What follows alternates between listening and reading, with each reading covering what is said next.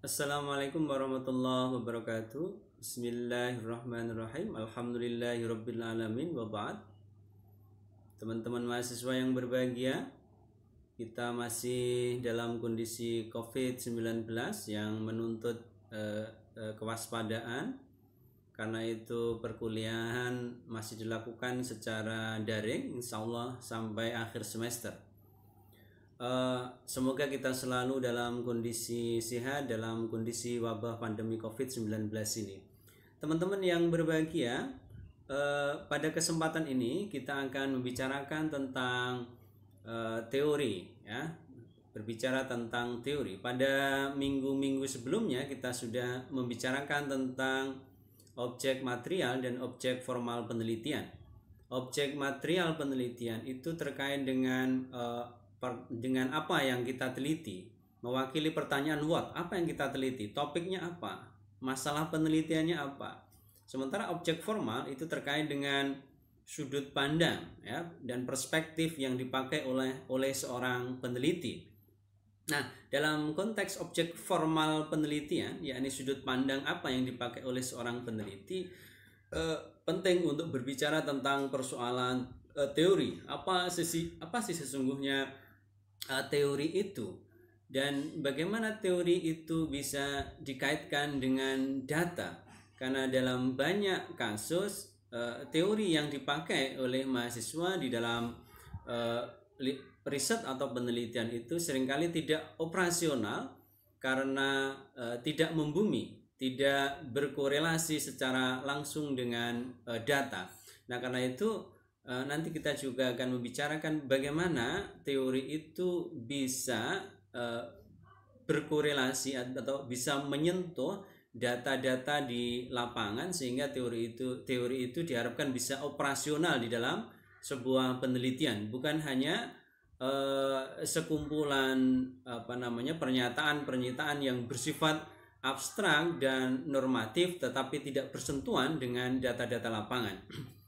Baik, saya mengambil materi-materi ini dari beberapa buku sesungguhnya. Di antaranya adalah Cohen yang bukunya yang berjudul tentang Modern Social Theory, dan masih ada beberapa buku atau sumber yang lain. Teman-teman, pertama, apa yang dimaksud dengan teori itu? Nah, teori itu ini saya kutip dari bukunya Creswell. Saya belum sempat untuk menerjemahkan, maka itu akan saya coba baca dan saya terjemahkan, walaupun sesungguhnya saya tidak pede dengan pronunciation ketika melafalkan teks yang berbahasa Inggris. Tetapi yang penting adalah makna dan pemahamannya, itu yang penting. Yang dimaksud dengan teori itu dikatakan di sana adalah a set of concepts and proposed relationship among these. Apa maknanya? Bahwa teori itu adalah satu set konsep, ya, artinya kumpulan dari beberapa konsep dan hubungan di antara konsep-konsep ini. Jadi intinya kumpulan dari konsep. Teori itu kumpulan dari konsep. Minimal ada dua konsep di sana. Atau a structure that is intended to represent or model something about the world. Yakni struktur yang mencoba untuk merepresentasi atau membuat model atau menjelaskan model bagaimana sesuatu itu bekerja di dunia ini. Maka kemudian yang dimaksud berteori, ya, theorizing itu sesungguhnya adalah proses yang bersifat kognitif, ya, a cognitive process of discovering, di dalam menemukan atau manipulating abstract kategoris, ya, memanipulasi kategori-kategori yang bersifat abstrak. Makna dari manipulasi dalam hal ini adalah membuat, ya, merekayasa begitu, atau memprediksikan bagaimana hubungan di antara konsep-konsep tersebut dan bagaimana hubungan antara konsep-konsep ini, ya. Jadi bisa saja istilahnya adalah memanipulasi. Jadi membuat hubungan ya, membuat hubungan dan relasi antar konsep-konsep ini. Nah, teori yang paling sederhana itu adalah disebut dengan barbel teori, barbel teori, teori barbel. Sebagaimana tadi saya katakan bahwa teori itu adalah set of konsep, kumpulan dari beberapa konsep, dan yang minimal itu ada 2 konsep. Maka simple teori adalah a barbel teori, yakni ada 2 konsep di sana. Di sebelah kanan diilustrasikan ada konsep A, kemudian ada konsep B dihubungkan sedemikian rupa, ibaratkan sebuah barbel ya, ibaratkan sebuah barbel. Jadi hubungan inilah tadi, konsep A dan konsep B dihubungkan dengan proposisi tertentu. Nah, ini yang dimaksud dengan simple teori. Misalnya apa? Misalnya kita akan berteori tentang tentang konsep pandemi COVID-19 ini dengan konsep umpamanya ketahanan keluarga.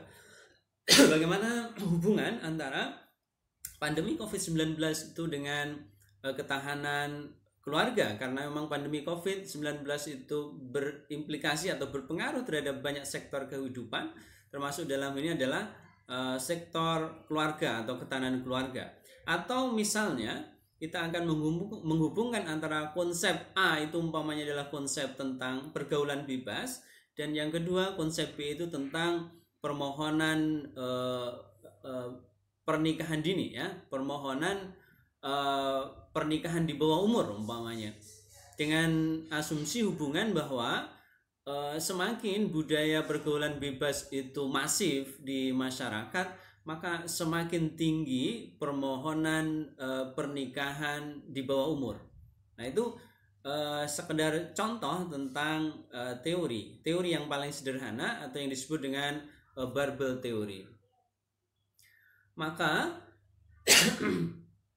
teori itu sesungguhnya adalah provide a model or map of why world is the way it is.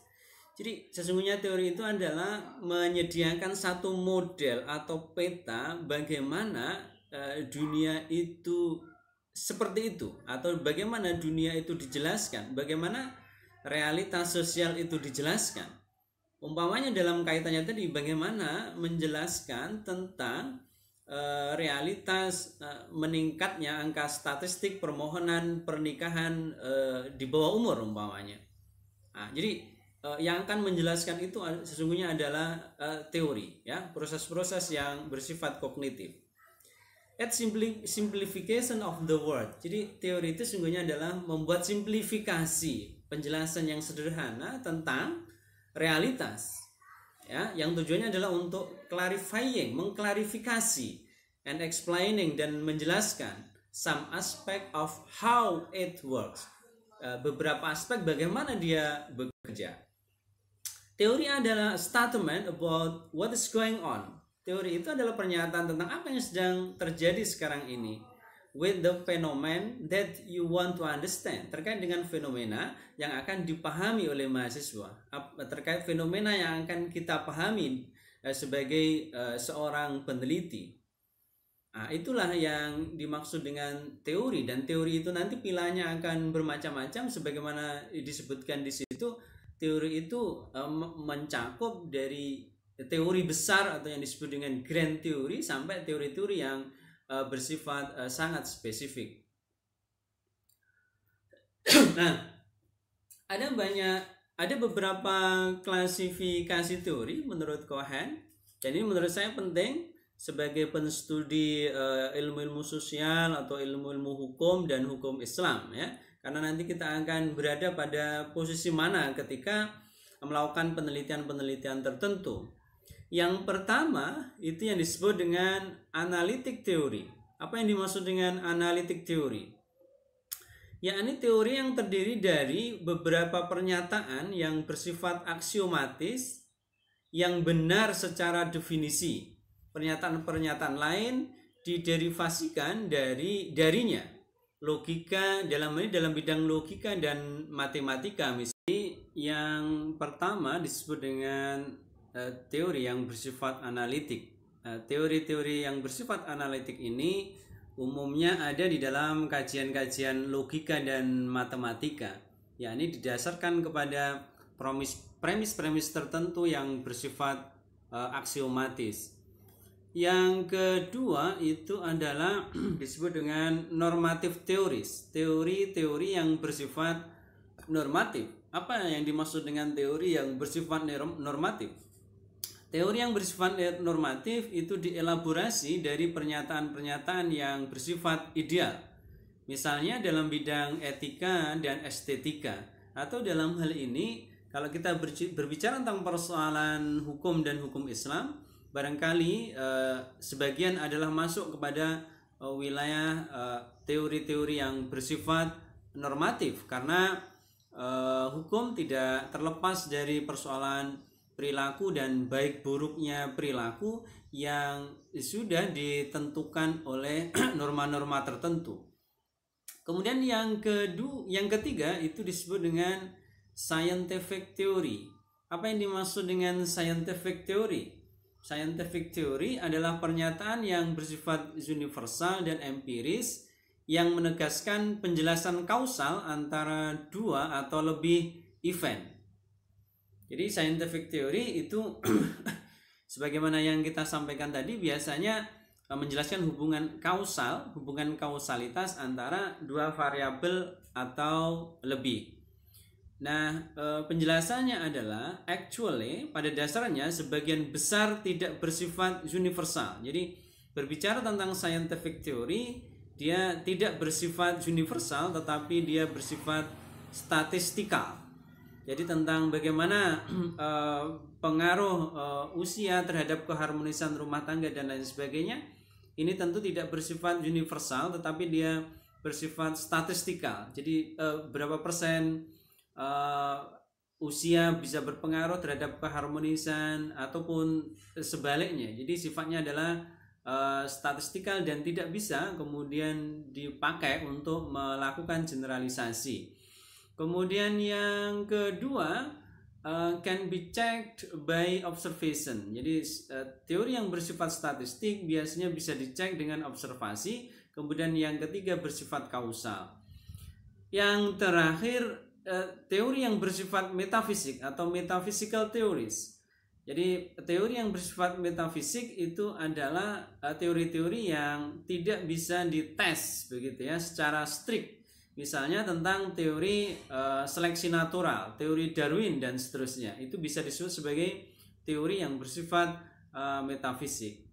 Nah, dalam kaitannya dengan kajian ilmu-ilmu sosial dan ilmu hukum Islam, barangkali kita akan lebih banyak pada pada wilayah-wilayah teori yang bersifat normatif teoris atau barangkali juga scientific theories. Para mahasiswa yang berbahagia, itu tadi penjelasan tentang teori dan klasifikasi teori. Nah, selanjutnya sebagaimana yang saya katakan tadi, bagaimana sebuah teori itu bisa operasional. Jadi di dalam sebuah penelitian kita dituntut untuk memilih dari beragam pendekatan dan teori. Selanjutnya adalah memikirkan bagaimana pendekatan dan teori kita itu operasional di dalam sebuah penelitian. Nah, secara sederhananya bisa dilihat di dalam slide ini bagaimana proses berpikir di dalam sebuah penelitian. Yakni ketika kita memilih teori-teori tertentu, maka teori itu tidak boleh dibiarkan bersifat abstrak. Tetapi bagaimana teori itu bisa di breakdown, bisa diurai dalam beberapa konsep-konsep yang terkandung dalam sebuah teori harus diurai. Sebagaimana yang saya katakan tadi di awal slide bahwa barbell teori yang paling sederhana kan ada dua konsep, maka kemudian dua konsep ini harus diturunkan dari teori tertentu. Kemudian bagaimana konsep itu diurai lebih lanjut dalam variabel-variabel. Jadi masing-masing konsep kemudian diurai di dalam variabel-variabel tertentu. Nah, variabel itu kemudian harus diurai lagi dalam bentuk indikator tertentu yang menunjuk kepada variabel-variabel tertentu. Kemudian selanjutnya kalau sudah dirumuskan indikatornya, baru kemudian bisa diidentifikasi data-data di lapangan berdasar indikator-indikator tertentu. Barangkali ini masih bersifat abstrak.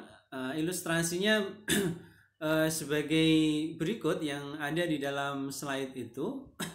Ini contoh yang pertama adalah umpamanya pendekatan ilmu sosial, pendekatan sosiologi umpamanya terhadap hukum Islam. Kalau umpamanya kita memakai teori fungsionalisme struktural di dalam melihat fenomena-fenomena hukum Islam, maka kemudian teori fungsionalisme struktural itu harus kita urai, kita jabarkan di dalam konsep-konsep yang relevan.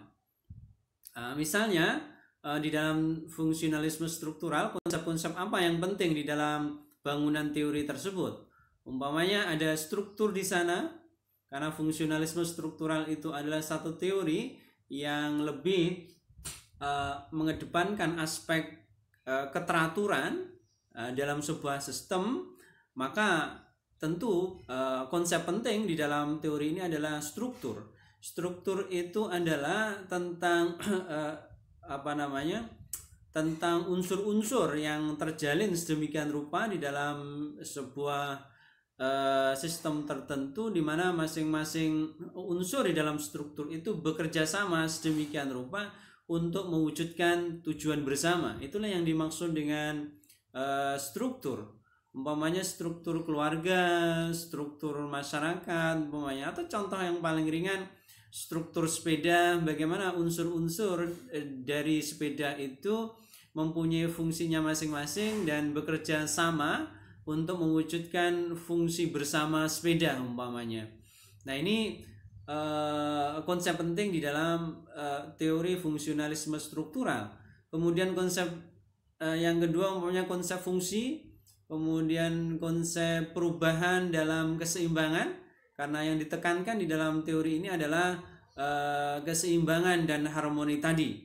Makanya teori-teori sosial seperti ini bisa dipakai untuk melihat umpamanya tentang keluarga sakinah, ya. Jadi bagaimana keluarga sakinah itu, realitas keluarga sakinah itu ada di dalam masyarakat, karena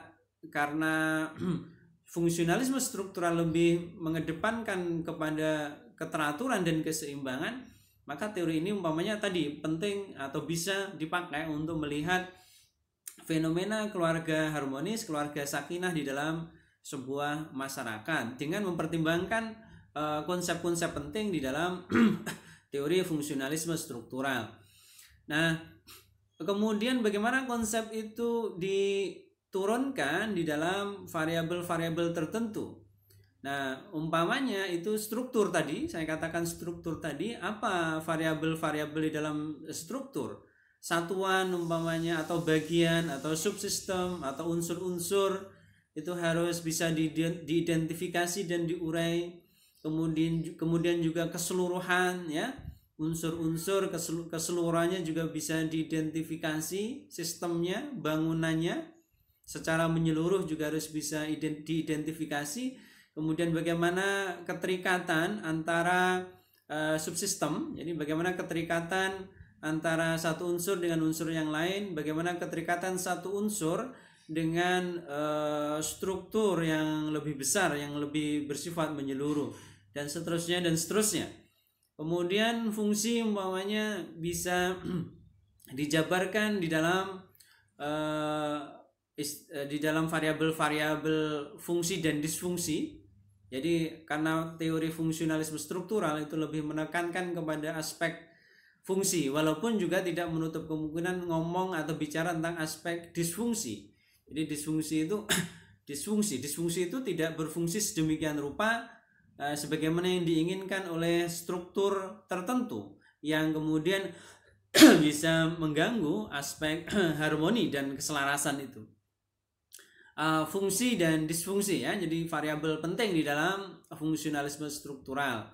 Kemudian ada fungsi laten, ada fungsi manifest begitu. Kemudian juga perubahan dalam keseimbangan. Bagaimana sebuah sistem apa saja, mulai dari yang kecil sampai yang besar, unit terkecil keluarga umpamanya, bagaimana dia itu berubah dalam keseimbangan, berubah dengan memperhatikan aspek harmoni dan keseimbangan. Jadi memperbarui diri yang barangkali dilakukan secara pelan ya, secara pelan dalam makna dengan mempertimbangkan faktor keserasian dan keseimbangan tadi. Nah, baru setelah variabel, maka kemudian perlu dipikirkan indikator-indikator dari masing-masing variabel.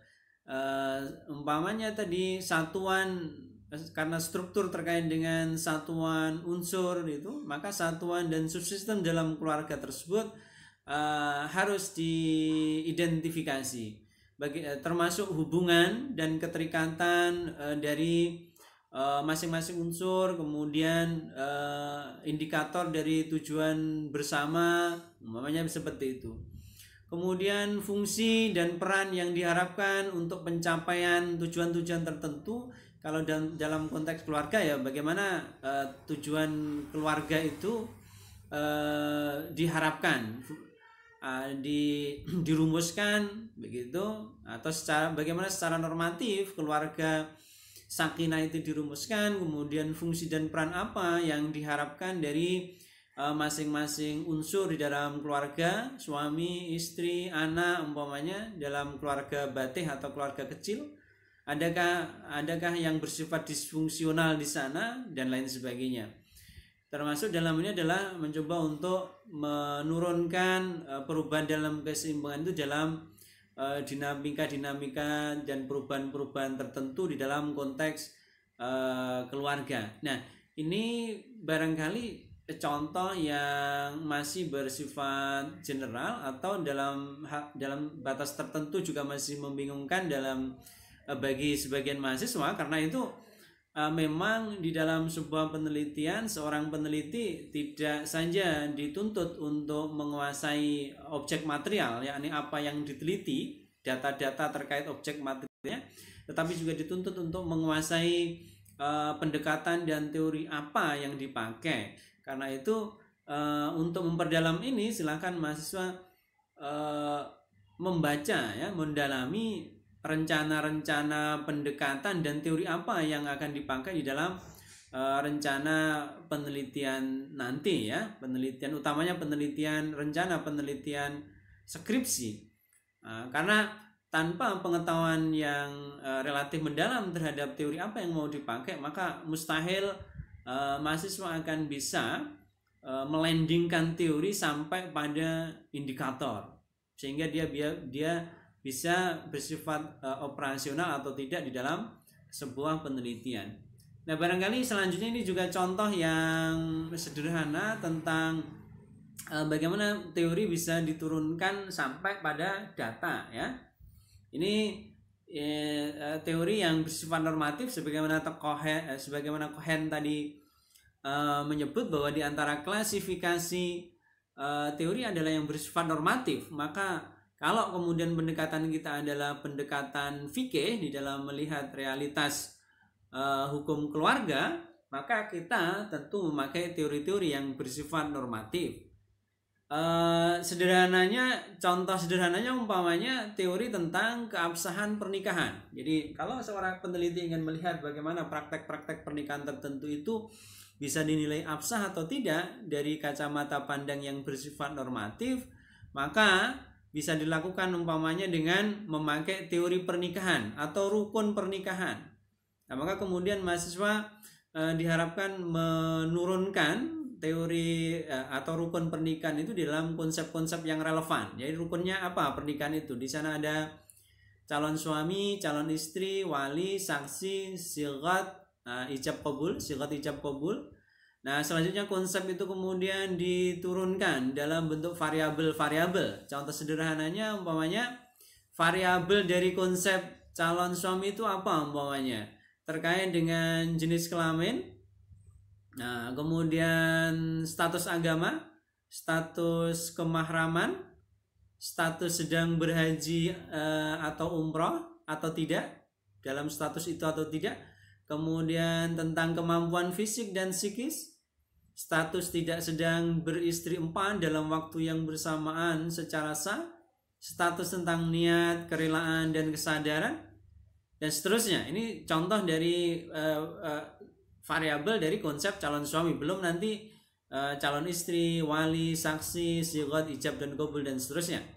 Nah, baru kemudian kita turunkan lagi dalam bentuk indikator, ya. Indikator tentang jenis kelamin, tentang laki-laki dan perempuan tadi, indikator tentang status muslim, keislaman atau tidak, muslim atau bukan, kemudian status umur, fisik, dan seterusnya dan seterusnya. Baru kemudian bisa dicek di data itu. Data itu bisa dalam bentuk apapun, umpamanya KTP, umpamanya untuk melihat jenis kelamin dan status agama, kemudian surat sehat untuk menunjuk status kesehatan fisik maupun psikis, kemudian dan semua dokumen-dokumen yang terkait tentang umpamanya juga terkait dengan pengakuan atau pernyataan lisan dari calon suami untuk melihat kerelaan dan kesadaran di dalam melangsungkan pernikahan, persaksian dari pihak terkait, kemudian tidak adanya keberatan dari pihak manapun terkait dengan rencana pernikahan pasangan tertentu. Nah, ini adalah salah satu contoh bagaimana kemudian teori itu harus diturunkan kepada data, sehingga teori itu dia bersifat operasional, ya. Jadi memang benar-benar dipakai di dalam sebuah penelitian. Caranya bagaimana? Caranya adalah bagaimana teori itu diturunkan sampai kepada data, sehingga nanti ada korelasi, ada keterhubungan antara teori dan data. Caranya lewat medium-medium tadi, ya, mengurai konsep, mengurai variabel, dan mengurai indikator-indikator yang dikehendaki dari sebuah teori tertentu. Nah, ini adalah wawasan tentang apa sih sesungguhnya teori itu dan bagaimana teori itu bisa bekerja dan operasional di dalam sebuah penelitian. Ini adalah sangat penting di dalam sebuah penelitian, maka nanti diharapkan mahasiswa itu sadar di dalam memilih pendekatan dan teori apa yang dipakai. Untuk selanjutnya bagaimana pendekatan dan teori itu dipelajari secara mendalam sehingga benar-benar bisa diinternalisasi dan dipraktekkan di dalam sebuah penelitian, tidak saja pada aspek yang bersifat praktis tetapi adalah pada konsistensi bangunan nalar peneliti atau mahasiswa di dalam melakukan penelitiannya, mulai dari hal-hal yang bersifat abstrak teori sampai kepada persoalan-persoalan data di lapangan. Saya kira demikian hal-hal yang belum dijelaskan secara baik atau apa yang belum bisa dipahami secara baik atau bagaimana apa yang disampaikan sederhana ini bisa dikembangkan, silahkan didiskusikan lewat forum chat, utamanya adalah lewat Google Classroom. Saya kira demikian kuliah kita pada kesempatan ini. Kita akhiri dengan bacaan hamdalah. Alhamdulillahirabbil alamin. Assalamualaikum warahmatullahi wabarakatuh.